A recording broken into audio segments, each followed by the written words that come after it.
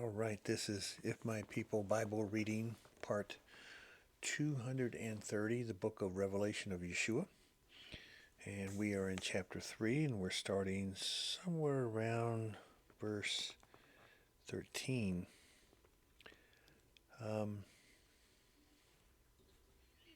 We just finished a Torah reading, which is, He who has an ear, let him hear what the Ruach says to the assembly. So when you see this repeated over and over again, it kind of lets you know the whole book is going to be about that. Hear, obey. Ruach is speaking to you. So where are you getting your information these days? From preachers? From ministers? From me? Or are you getting it from the Ruach?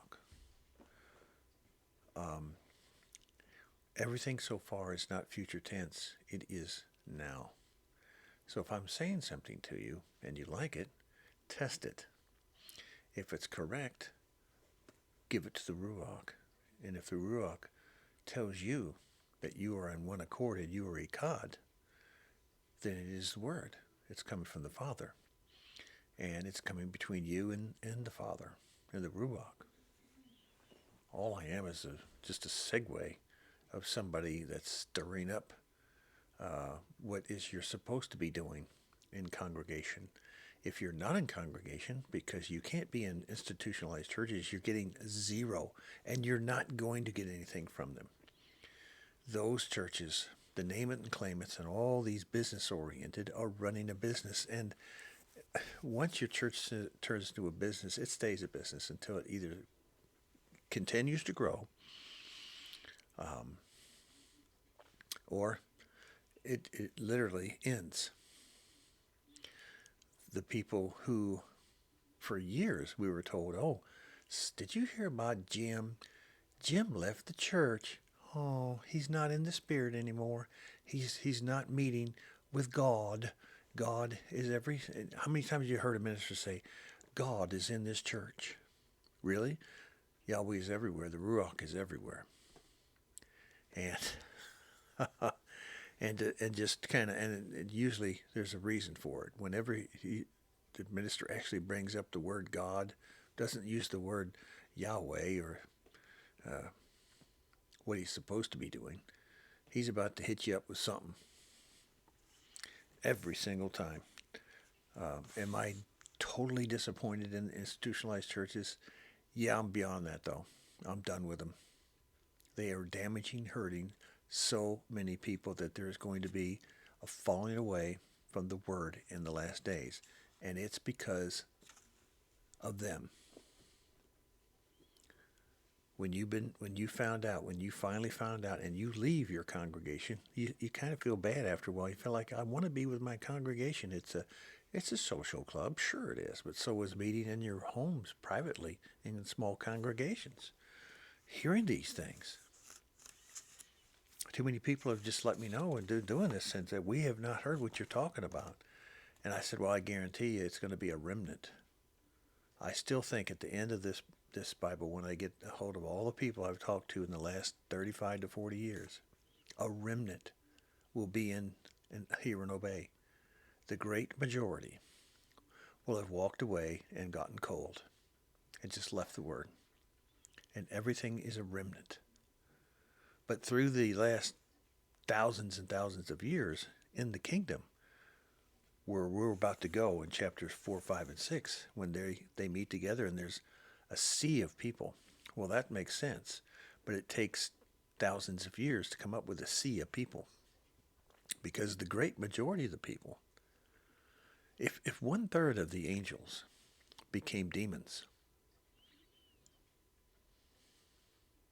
how many more humans, which are less than an angel, will leave the word?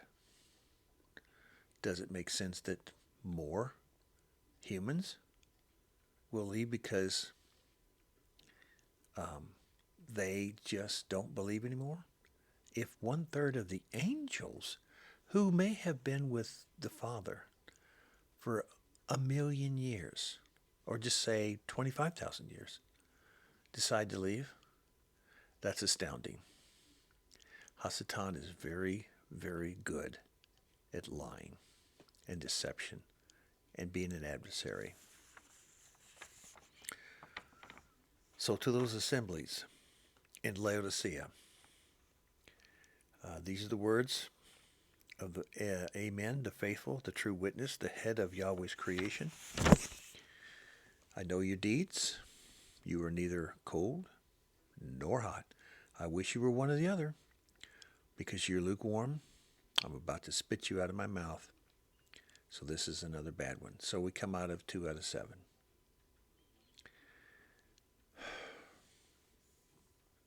Verse 19, Torah.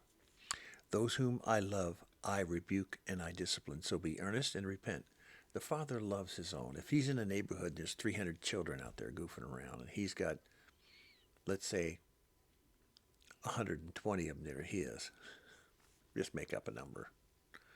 He's going to discipline his own first, right? So you're going to be disciplined before the heathen and the pagan and the evil people are. You're going to be disciplined before the cold and the hot. And you're going to be disciplined before the lukewarm. You're one of those others. You're either cold, you're hot, or you're lukewarm. Which are you? Discipline is coming. Why? Because verse 22. I'll read all of it. 19, 20, 21, 22. Here I am. I stand at the door and knock. If anyone hears my voice and opens the door, I will come in and eat with him and he with me. That's Yeshua. How many name it, claim it preachers tell you that you can ask Jesus to come in your life? How many? That will never happen the way they do it. If you earnestly seek the Father, if you earnestly seek the Son, you can go and seek, but you will not find. You will find when the Ruach seeks you. Then you find Yeshua. But they will be drawn to you, the Ruach, the holiness of the Father, the Son, and the Ruach will find you. That's how it's done. Not what you're taught in institutionalized churches. I spend at least 1/3 of my time just trying to fix the mess that these churches have said to the sheep. To him who overcomes, I will give the right to sit with me on my throne, just as I overcame and sat down with my Father on his throne. They're not going to be they're not going to be gods per se. Going to be likened to Yahweh, likened to the Son. Just as if we are likened to the image of Yeshua. We are not Yeshua, and we will never be Yeshua, but we are likened to his image. Okay, so then in chapter 4 and 5 and 6, it gets into this up in heaven, down in heaven. When it's in heaven, it's really difficult. And to just go through the images and the visuals that you're seeing, you can get lost and talk to 1,000 different people telling you 1,000 different things. Stick to what the Torah says. And that's what we do in this. To understand this, chapter 6, verse 1 and 2. I watched as the Lamb opened the first of 7 seals. Now, when you open those seals, and there's bowls and wrath and all kinds of stuff, they all happen in groups. And they may happen all together, then one at a time, or a bowl may open, or one seal may get done. It doesn't just like, well, do the seal, next seal, 6, 7 seals later, oh, it's open. Now let's get out the bowls, bring out the bowls, let's do the bowls. That's Greek thinking. That's not how it happens.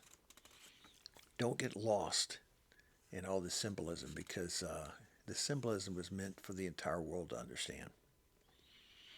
It says in verse 2, I looked, and before me was a white horse. Its rider had a bow, and he was given a crown, and he rode out as a conqueror built on conquest. A lot of churches say that that's the Yeshua. Believe it or not, after everything they've read, if they've read the Bible from beginning to where we are, the beginning to end, they would not see that. They would not. You can't. Because you know the deceptor, the deceiver, the adversary, the antichrist comes first in the form of Messiah. He comes in his own name. And the world will accept him in his own name. So he may, I'm just saying things, he may say his name is Bob. Hey, look, there's God Bob. Bob's a God. And the world will accept it. So whatever name he's going to come in, Yeshua came as the Lamb through his Father. And the world accepted him not. This one's going to come along. So this white horse, the pretender of purity, pretender of the throne, he is the pretender. And the elect, some of the very elect, are going to be fooled. Orthodox Judaism, big time fooled. Messianic Judaism, big time fooled. Some of the Hebrew roots, absolutely fooled. Because they are ready to go to Israel to do the sacrifices again. And as we start reading through this heaven coming down, it says the new heaven will come down on this earth. It's not going to be built by human hands. The heaven coming is not built with human hands. The location, because of the size of it in Ezekiel's temple vision, is huge. So the oblation area could not fit anywhere near Jerusalem. It would take up the temple site, all of Jerusalem, and about 12 miles in either direction. So no, it's going to be located north. Near, just looking at the map, about where Bethel is, about where the house of the Father is. Yah, Bethel. Some of this stuff is so obvious. The repeating of chapter 4. Let's go to chapter 3, verse 19. We said that about the let him hear, the millennium, all that stuff. There's glory and honor and kadoshness everywhere in here. And that's what that's all about. Every bit of it. The 144,000, the sealing, S-E-A-L-I-N-G, the sealing of the tribes. There's your priests. Well, how about the sea of people who are praying and worshiping Yahweh that we see in the visions? Yes, it's called, you have the bride of Christ. Those who will do the leadership and the shepherdship in the millennium. And then there's the wedding guest. If you go to a wedding, and it's going to be a big wedding, you have a bride and a groom. In this case, 144,000 brides. And if you're a shepherd, and most shepherds have at least 100 sheep, so take 144,000 times, I'll do it right here now. You take 144,000 times 100, and what do you get? 14,400,000. Now take that times 10, because there's even more people coming. Let's just say there's more than that coming. So for every shepherd, you have 144 million. So every shepherd, there's 1,000 sheep. So if you look at 144 million people and you're visioning it, as John did in a vision, can you see him seeing a sea of people, S-E-A, a sea of people? It looks like just a sea of hair and heads. I can. But right now there's 8 to 9 billion people alive on this earth right now. And there's been about 7 billion who have died. That's 16 billion people who are not going to be there.